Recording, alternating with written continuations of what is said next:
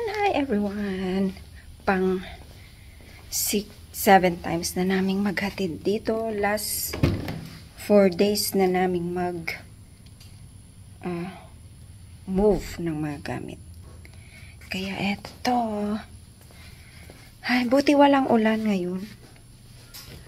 Bali, everyday mula nung Monday umulan. Ngayon lang walang ulan. Ay. Ang daming lamok.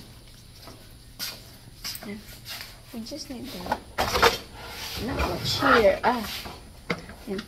Dali na. Want me to carry the trash can when you carry the rods? Yeah.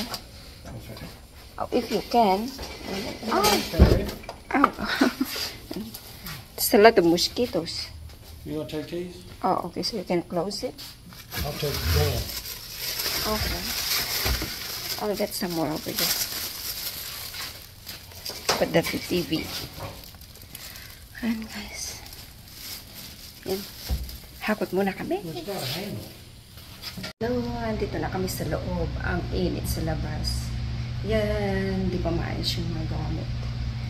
Kaya, nag-take ako ng vacation. Ngayong gabi. And then, hindi ulit ako pasok sa Martes. Yung Lunes ko, sinop ko ng Friday. Kaya, para makapag-ayos-ayos later. Ayan, may fun kami. Bumili kami ng dustpan. Dustpan. Ang init. Dito naman yung ibang gamit namin sa kabilang kwarto. Ayan, dito sa closet. Ang dami. Ayan, ang daming gamit. Gamit. Ang gulo pa. Bukas, yung mga bed at saka furnitures na iba. Ayan guys. Ang aming errands for this week. Buti 3 days off si Habi, kaya magpaglipat kami.